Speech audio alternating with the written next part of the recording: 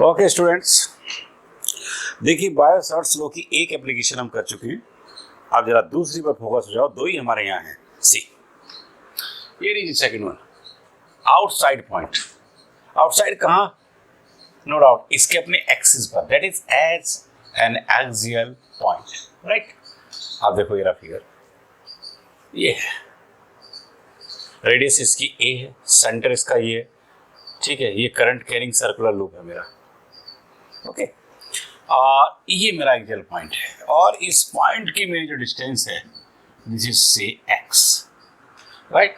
इस पॉइंट के रेस्पेक्ट मैंने एक्सिस शो किए हैं, एक्स वाई माइनस वाई, जरूरत पड़ेगी, ठीक है। अब जरा ध्यान से सुनो मेरी बात। देखो देखो ये वो सर्कुलर करंट कैरिंग लूप है, ये रहा, राइट। और ये वो एक्सियल पॉइंट है, ये रहा। अब देखिए इस सर्कुलर की सरफेस के किसी भी पॉइंट से अगर मैं इस पॉइंट की डिस्टेंस पोजीशन लूं तो no doubt that is same, कहीं से भी ले लो, रिमेन्स द सेम। ऐसी सिचुएशन में ये एक जनरलाइजेशन कर रहा हूं, कहीं अगर ऐसा है तो वहां हम सिमेट्री चेक करते हैं। अब सवाल ये है सिमेट्री चेक क्यों करते हैं, इसका जवाब आपको आगे मिल जाएगा डिस्कशन में। सिमेट्री चेक कैसे करते हैं ये मैं शुरू कर रहा हूँ। इसमें हम क्या करेंगे, देखिए ये दो लेंथ एलिमेंट कट करेंगे, कि यहाँ एक यहाँ, ओके, अपोजिट फेस पे कहीं भी, और फिर इन दोनों का इन्फ्लुएंस यहाँ पे देखेंगे, ठीक है, राइट। तब मैं आपको फिर रियलाइज कराऊंगा कि सिमेट्री आपने, ठीक है जी, ये समझ लीजिए क्यों चेक की है, राइट। या ये कह लीजिए कि जब हम इन दोनों के इफेक्ट्स को यहाँ स्टडी कर लेंगे, ठीक है, ओके, इसके बाद हम नो डाउट एक रियलाइजेशन देंगे आपको और उसके हिसाब से आगे बढ़ेंगे। बढ़िए जी, ये रे दो लेंथ एलिमेंट, ये रे this one, this is DL, ये रहा एक लेंथ एलिमेंट डीएल, ठीक है। रेस्पेक्टिवली दोनों की पोजीशन इस पॉइंट से, ये लीजिए, ऐसे मैंने दोनों को कंबाइन कर दिया, ठीक है जी, ये रहे, ऐसे मैंने दोनों को कंबाइन कर दिया, ठीक है। तो देखिए ज्योमेट्री कहती है कि this is right angle triangle, okay, Pythagoras यानी a square plus x square square root the same, right angle triangle a square plus x square square root, right.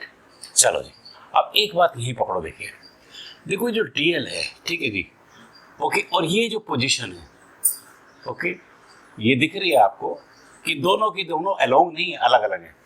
और अलग भी कैसी है, राइट एंगल है, राइट एंगल। ये समझ लो कि जो सर्कुलर लूप में ले रहा हूं ये बहुत बड़ा भी है, that one is very small, okay. अब जरा ध्यान दो, देखो ये रहा,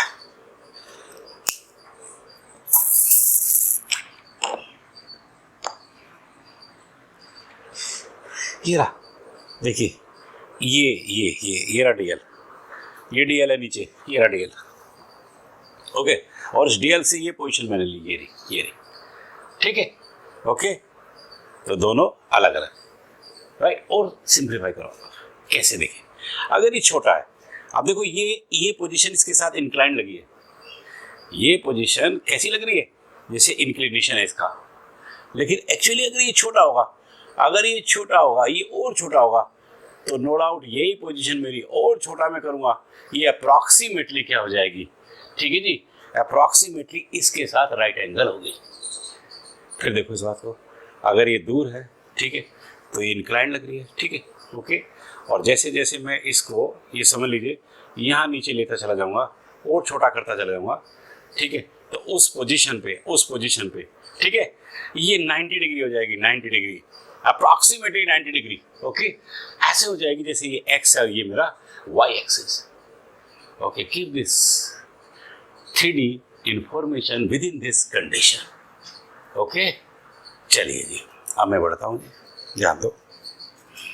अब देखिए स्मॉल का यहाँ पे स्मॉल मैग्नेटिक फील्ड होगा, ठीक है। और आपको पता है, यू नो वेल, फिर उसी बात पे आता हूँ मैं, फिर वहीं आ गया मैं, कि मैग्नेटिक फील्ड जो होगा उसकी डायरेक्शन क्या होगी, you know well. A Biot Savart's law आपके पास था, ये रहा, this is I D l cross r, ठीक है जी, okay, and that is r q, alright. तो यू नो वेल कि इसकी डायरेक्शन क्या होती है, इन दोनों के प्लेन के नॉर्मल। और प्लेन मैंने अभी क्लियर किया है, जैसे एक एक्स है एक वाई है, ठीक है, राइट एंगल है, ओके, तो डायरेक्शन इनके प्लेन के नॉर्मल। नॉर्मल का मतलब क्या होगा, जेड एक्सिस, नॉर्मल एक्स के भी होगी, ठीक है जी, और वाई के भी, क्योंकि एक्स वाई प्लेन के नॉर्मल का मतलब है एक्स के भी नॉर्मल, वाई के भी, राइट। मतलब ये है कि इससे जो स्मॉल मैग्नेटिक फील्ड डेवलप हुआ, ठीक इससे 90 डिग्री पर यहाँ देखिए, यहाँ होगा, राइट, ओके। ये रहा जी, that is small magnetic field, this is d B, और वो मेरा ये रहा, ठीक है। अब जरा ये हल्की ज्योमेट्री देखो, लेट मैं कहता हूं कि ये साइड मेरी इस एक्स एक्सिस के साथ फाई एंगल बना दी है, ठीक है। ध्यान दो, अगर मैं इसके नॉर्मल लूं तो ये है, लेकिन मैं इसके नॉर्मल ले रहा हूं, ओके, 90 डिग्री इससे ले रहा हूं, तो इसका मतलब क्या, ये इससे कितनी ऊपर है, कितना इंक्लाइंड है, राइट। वो जो मैग्नेटिक फील्ड की डायरेक्शन होगी वो भी इससे उतनी ही इंक्लाइंड होगी, यानी this is on the other end as phi ही होगा। बढ़िए जी आगे, इसका मतलब जो है कि इससे जो मैग्नेटिक फील्ड प्रोड्यूस हुआ, ये आपने क्या कहा, मैंने लेट किया है, लेट, राइट जी। चलिए, अब फाई क्योंकि इसके प्लेन में आ गई, तो प्लेन में तो आप नो डाउट एनालाइज कर सकते हो, ठीक है जी, कंपोनेंट्स में रिजोल्व कर सकते हो, करिए इसको, ये कर दिया आपने,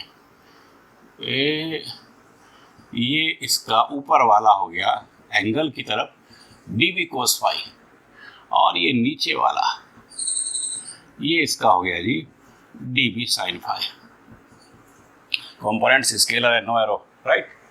चलो जी, तो इसके मैग्नेटिक फील्ड को आपने देख लिया, ठीक, प्लेन में मेंटेन कर लिया, इसीलिए मैंने एक्स वाई लिया था, राइट। अब इसका लूंगा, वो नीचे वाले प्लेन एक्स माइनस वाई में होगा, ठीक है, तो एक्स वाई माइनस वाई क्यों, डन। आओ जी, अब इसका स्मॉल यहाँ पे होगा, ठीक है, फिर वही वाली बात है, 90 डिग्री होगा, तो इससे ठीक 90 ये रहा, ठीक 90 ये रहा, राइट, डीबी मेरा ये रहा जी। और फिर सीधी सी बात है, देखो ये वाला राइट एंगल ट्राइंगल, ये एक्स है, ये ए है, ये वाला राइट एंगल एक्स है, ए है, कॉन्ग्रुएंसी है, मीन्स जो वो लेट किया था वो ये है, ठीक है।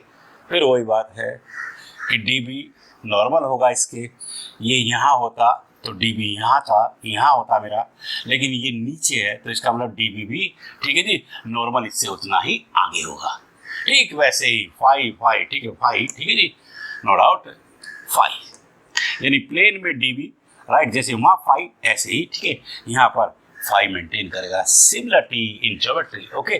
फिर वही बात, ये भी प्लेन में आ गया, इसको भी रिजोल्व करो, ये रहा इसका minus side, minus DB cos phi, और ये रहा इसका इधर, एंड दैट इज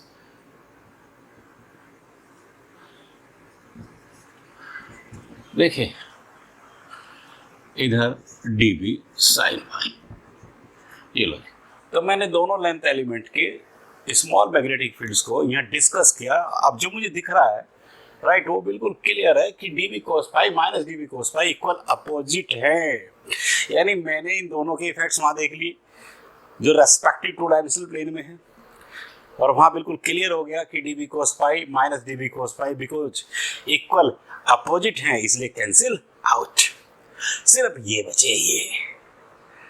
इसका मतलब ये हो गया कि देखिए मेरा सवाल था सिमेट्री कैसे करते हैं चेक, ऐसे करते हैं, ये दो लेंथ एलिमेंट अपोजिट फेस पर लेंगे, उनके इफेक्ट्स स्टडी करेंगे, कर लिए। अब जो रिजल्ट निकला, ठीक है, वही कंक्लूजन होगा सिमेट्री का, right. And no doubt symmetry ने कह दिया ये तो कैंसिल है, फील्ड जो भी होगा वो अलोंग एक्स एक्सिस होगा, राइट।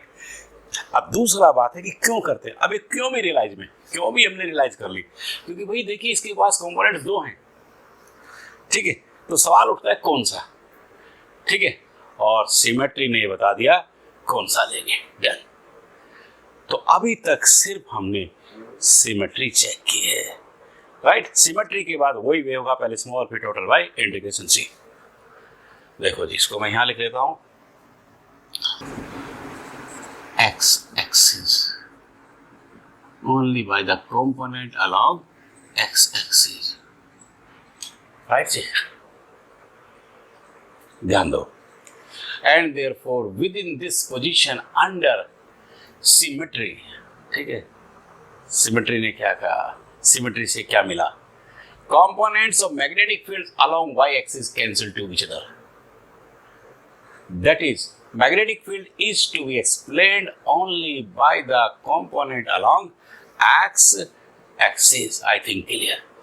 सिमेट्री ने बता दिया कि मैं फील्ड सिर्फ और सिर्फ उस कंपोनेंट से लूंगा जो एक्स एक्सिस के लूंगा। मतलब क्या है, देखिए कंफ्यूजन नहीं, ये नहीं कि मैं दोनों को ऐड करूँगा, नो नो नो नो, अभी तो सिमेट्री है, ठीक है, राइट। वो ये कहती है कि फील्ड जो होगा वो इसकी तरफ होगा, ठीक है, इसका मतलब इस कंपोनेंट से होगा, राइट। अब वे है, वे फिर वही देखते हैं जी स्मॉल क्या है, लेकिन स्मॉल जो होगा वो स्मॉल इस कंपोनेंट से होगा।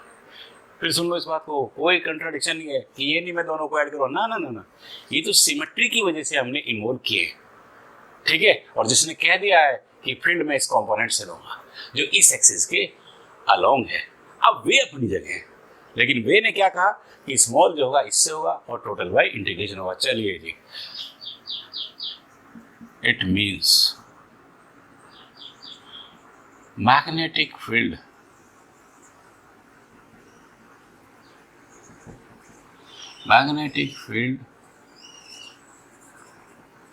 due to small length current carrying conductor will be, ये रहा dB dash, this is nothing, dB sin phi। ध्यान दो, देखिए मैंने डैश लगाया, कोई जरूरत नहीं थी मुझे, क्योंकि मैंने क्लियर कर लिया कि मैं तो इससे लूंगा, ठीक है। फिर भी कहीं कोई कंफ्यूजन ना हो कि कैसे dB sin phi से, इसलिए मैंने इसको डैश कर दिया, ठीक है। जो भी स्मॉल है अब वो इससे कर रहे हैं हम, ठीक है, ओके। चलो जी, जरा सिंप्लीफाई कराइए इसको। वेयर, अब मैं बात कर रहा हूँ dB की, ध्यान दो, यानी इस करंट कैरिंग का या इसका एक ही बात है, जो स्मॉल मैग्नेटिक फील्ड है, ओके, यहाँ उसका मैग्नीट्यूड मुझे चाहिए, तो ओके, बाय सर्वर्स लो मेरे पास है, ये वो कहेगा this is mu not by 4 pi I D L sine 90 degree, this divide by A square plus R square. जरा चेक कर लेना, ये है वो डिस्टेंस, स्क्वायर करते स्क्वायर रूट करता हूँ, और 90 मैंने बता दिया क्योंकि डी एल और ये, ठीक है जी, normal to each other as x और वाई अप्रॉक्सीमेटली, ओके डन। चलो, तो ये dB तो आपने यहाँ पे क्लैरिफाई कर लिया जी, और वो आपके पास आ गया mu not by 4 pi, this is I D L and this divide by A square plus x square. ये इतनी बात मेरे पास यहाँ आ गई, राइट जी। एंड यही देखो, यही एंड साइन फाई, देखो इसमें साइन फाई, ये ट्रिग्नोमेट्री, इसका sine this by that, and that is nothing, that is A divide by root of A square plus x square. अब मेरे पास साइन फाई भी है, मेरे पास dB भी है, दोनों को मैं यहाँ पुट करूँगा, ठीक है, तो मुझे स्मॉल क्लियर हो जाएगा। देखो जी, चलते हैं, all I see this dB dash,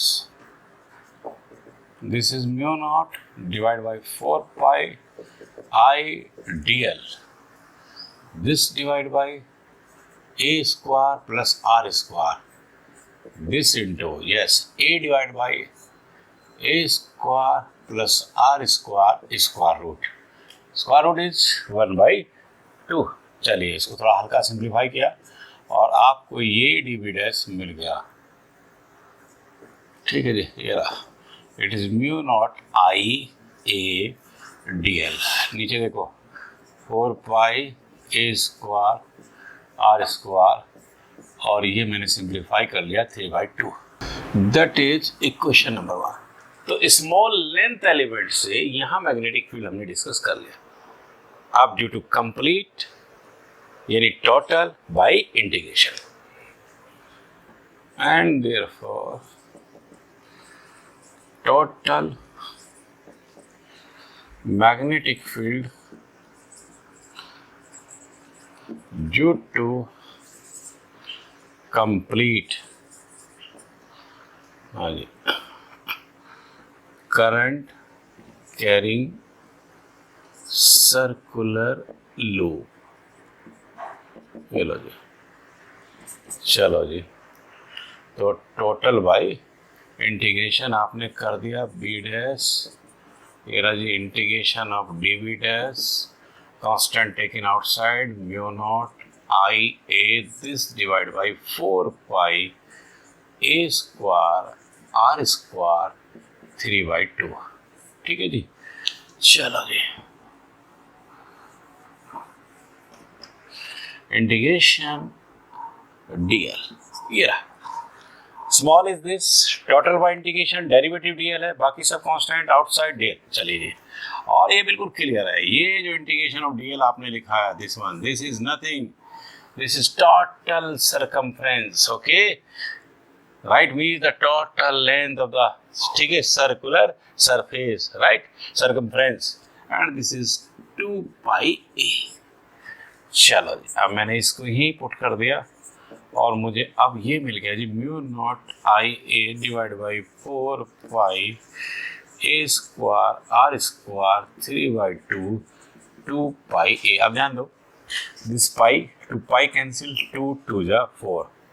अब जो रिजल्ट बन के आ रहा है वो ये बन के आ रहा है, ध्यान दो, बी डैश, ये रहा।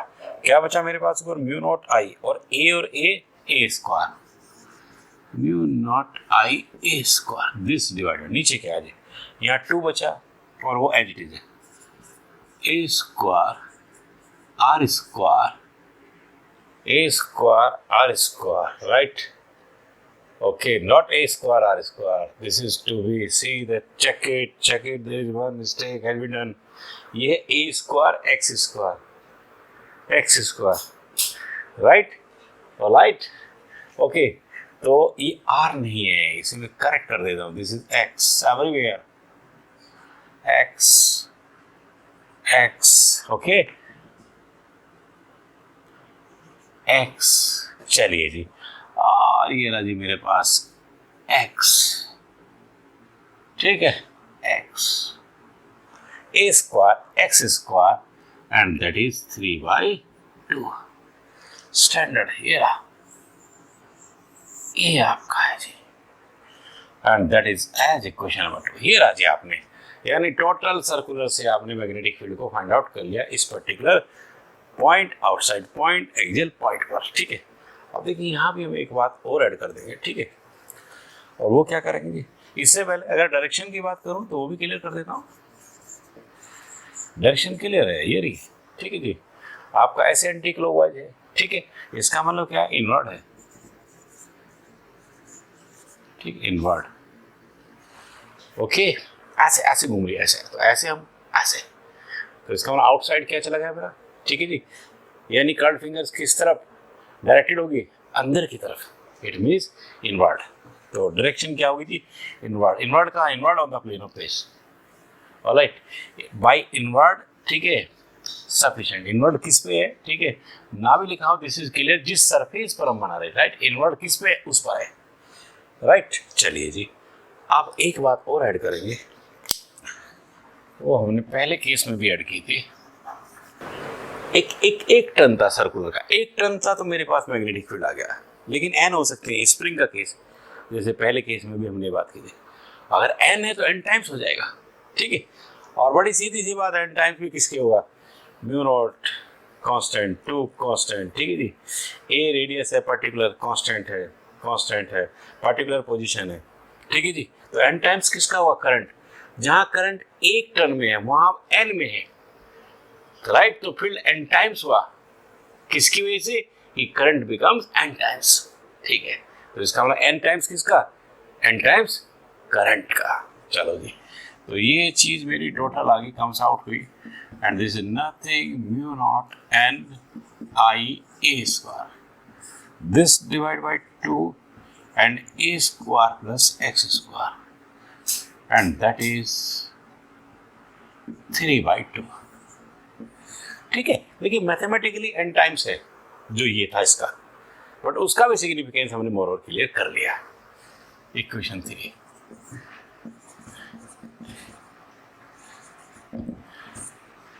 देखो हो गया ये, बट एक स्पेशल केस हम करेंगे। केस किस बात का है? कि ये जो डिस्टेंस मैंने ली थी, ये जो ली थी x, ठीक है जी, राइट, ये वेरी कर रही है, ओके। इसको हम कम करेंगे और हम चाहते हैं कि इसको हम 0 कर दें, तो हम सेंटर पे पहुंच जाएंगे। तो देख लें सेंटर पे पहुंचने पर जो सेंटर वाला हम केस करके आए हैं, क्या वो आता है या नहीं, यानी उसका भी वेरिफिकेशन हो जाएगा। Alright, when x equal to 0, that is at the center, then पढ़िए जी कहानी क्या है, then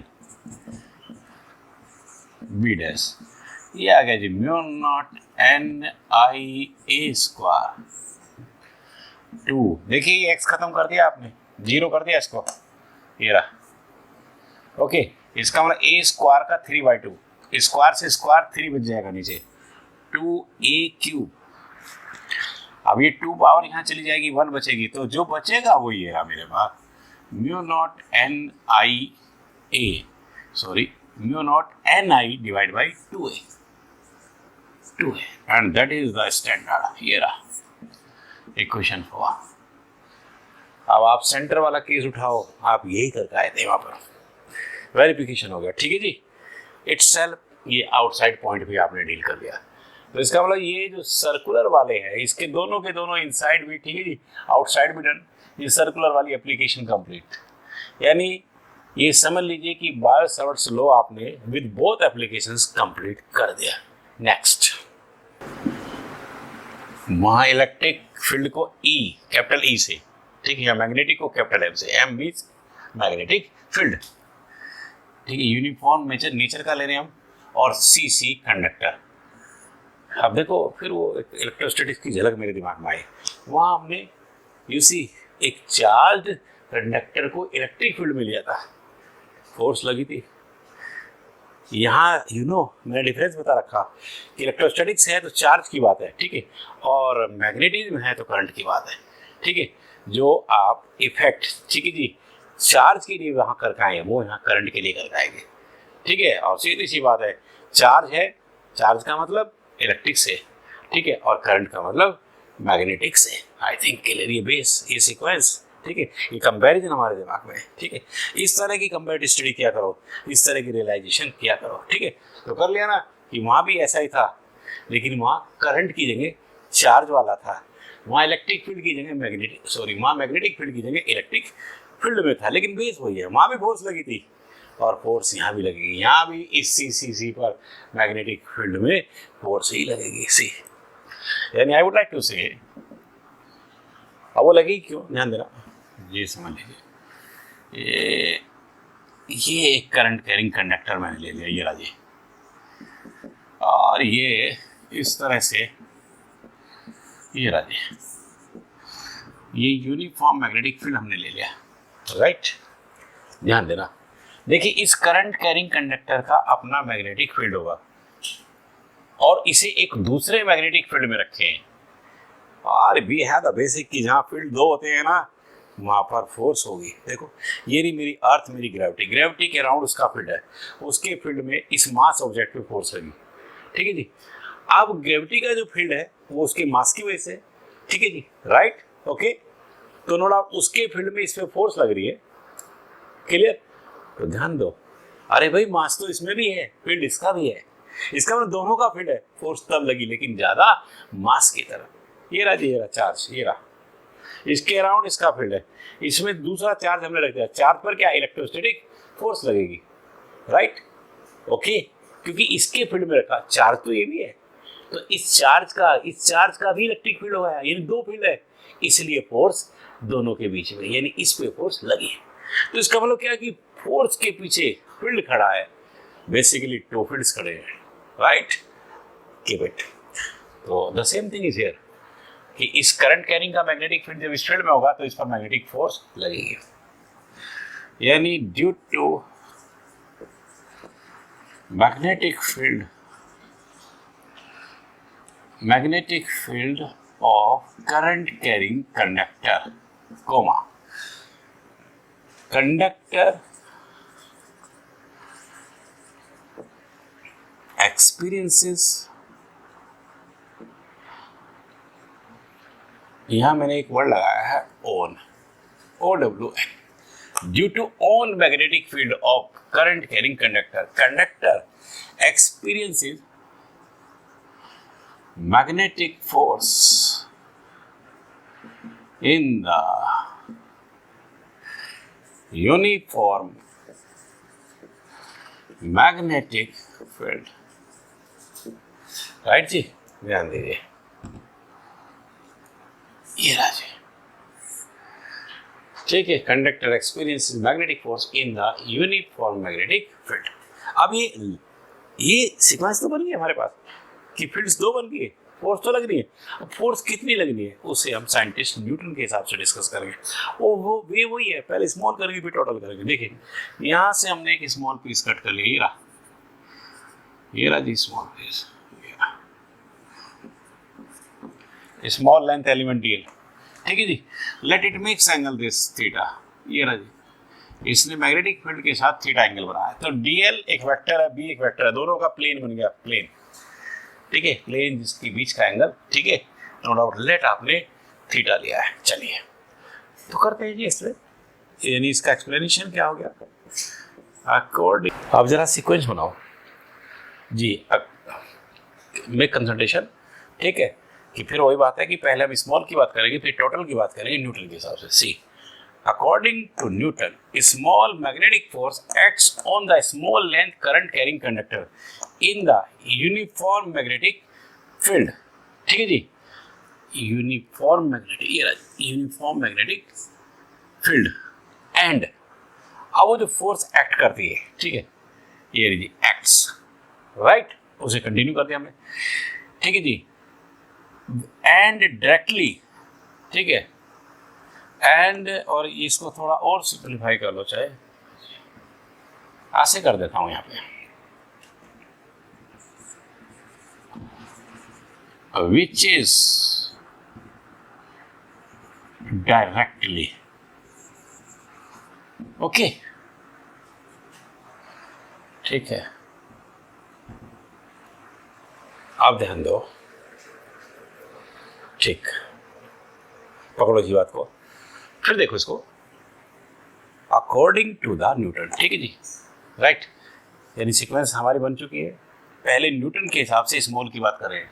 चलिए खैर, again, according to Newton small magnetic force acts on the small length current carrying conductor in the uniform magnetic field which is directly proportional to the current flowing in it and the plane of DL and B। अब जरा समझो मेरी बात, ध्यान से समझो, देखिए इस पे जो फोर्स लगी इस छोटे वाले पे, ठीक है, न्यूटन के हिसाब से वो डिपेंड किस पे करती है, कितनी करंट फ्लो करे, करंट की वजह से तो लगेगी ही, और बड़ी सीधी सी बात है कि भाई इस पर जो मैग्नेटिक फोर्स एक्ट कर रही है वो कितनी करंट फ्लो करी इस पर डिपेंड करेगी, 100% भाई करंट की वजह तो है ही, कैसे करेगी, करंट ज्यादा है तो ज्यादा होगी, कम है तो कम होगी, इसलिए आपने लिखा है कि directly proportional to the current flowing in it. आगे बढ़ा मैं, इसके बाद लिखा and the plane of DL and B, और किस पर करेगी, देखिए इन दोनों के प्लेन पर, ठीक है, दोनों वेक्टर क्वांटिटी है, फोर्स भी आपकी वेक्टर क्वांटिटी है, और एक वेक्टर ये चीज कोई पहली बार नहीं कर रहे, हम पहले भी इस चीज को यूज करके आए। एक वेक्टर क्वांटिटी अगर दो पर डिपेंड करती है, ठीक है जी, तो कैसे लेंगे? By the cross, right. इसका मतलब इन दोनों के प्लेन पर, यानी इन दोनों के क्रॉस या वेक्टर प्रोडक्ट पर। ये रहा जी, ये आ गया निकल के मेरे पास, that is a small force ये है जी d f directly proportional to I D l cross B.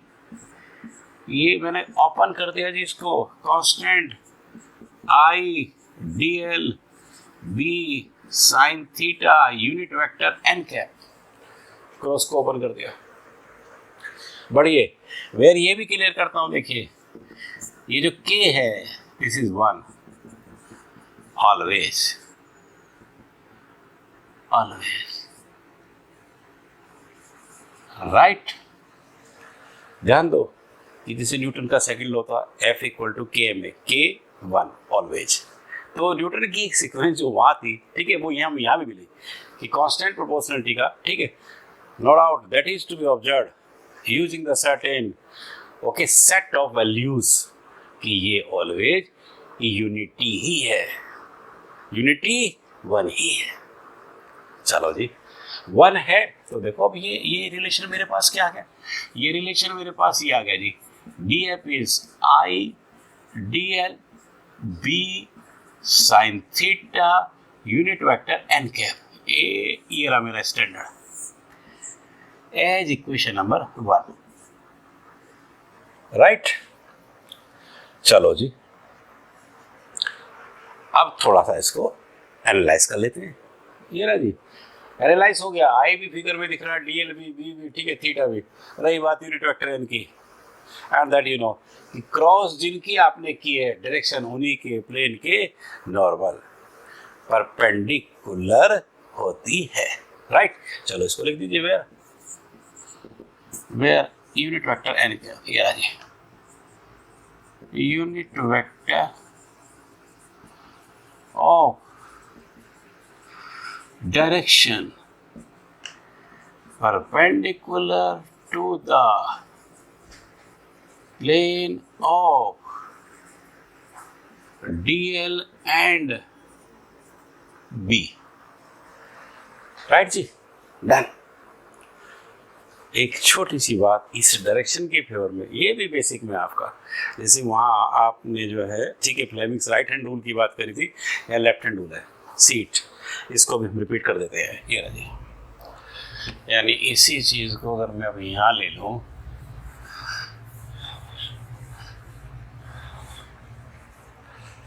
ये रहा जी, ब्रैकेट में मैं वेयर बात कर रहा हूँ इसी यूनिट वेक्टर एन कैप की, लेकिन मैं कर रहा हूँ किससे?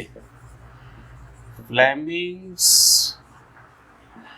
लेफ्ट हैंड रूल से, राइट जी। चलो जी, ध्यान दो, ये रहा, ये रहा, ये रहा, ये रहा, ये 3D पिक्चर है मेरे पास, एक्स, राइट जी। ये रहा जी मेरा, हम अब जरा कंसंट्रेशन बनाओ, दिस वन, इसके अलोंग हमने करंट ली है, ठीक है जी, और ये हमारी है जी मिडल फिंगर,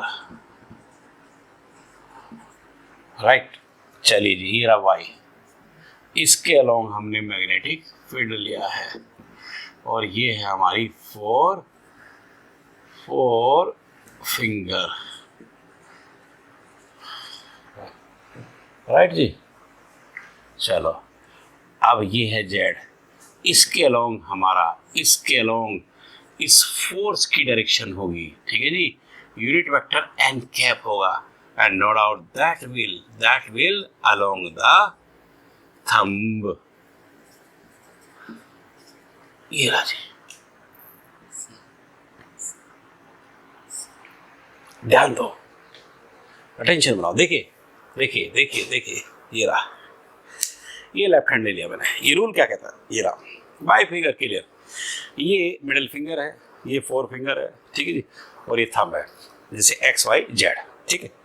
रूल कहता है कि अगर यू प्लीज सी, हमारी जो करंट है, ओके, ऑलराइट, एक्सप्रेशन पे ध्यान दो, एक्सप्रेशन पे, ये जो करंट है अगर ये, ठीक है जी, मिडिल फिंगर के अलोंग है, राइट, ओके, और मैग्नेटिक फील्ड, इससे मतलब नहीं है डीएल से, मैग्नेटिक फील्ड 4 फिंगर के अलोंग है, राइट, ओके, तो और तो कुछ नहीं बचा।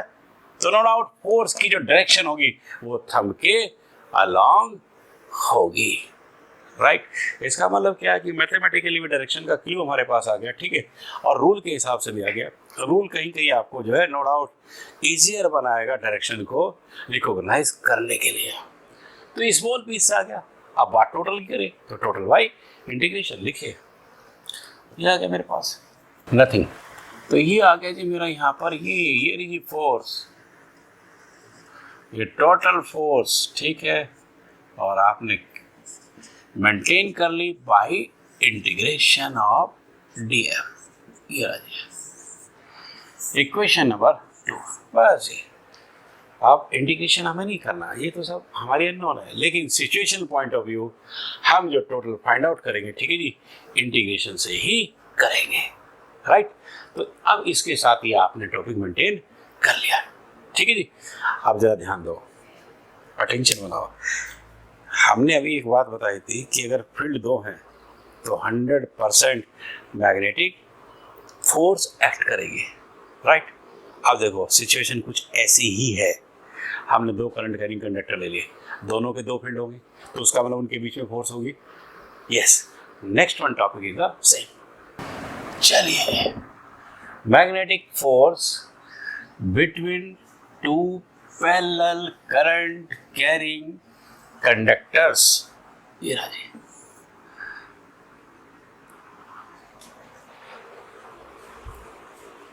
But I am going to close here only, ये टॉपिक नेक्स्ट टर्न पर हम शुरू करेंगे, ठीक है जी। अब आप सब्सक्राइब करेंगे, लाइक करेंगे और एंजॉय करेंगे फिजिक्स को। Thank you.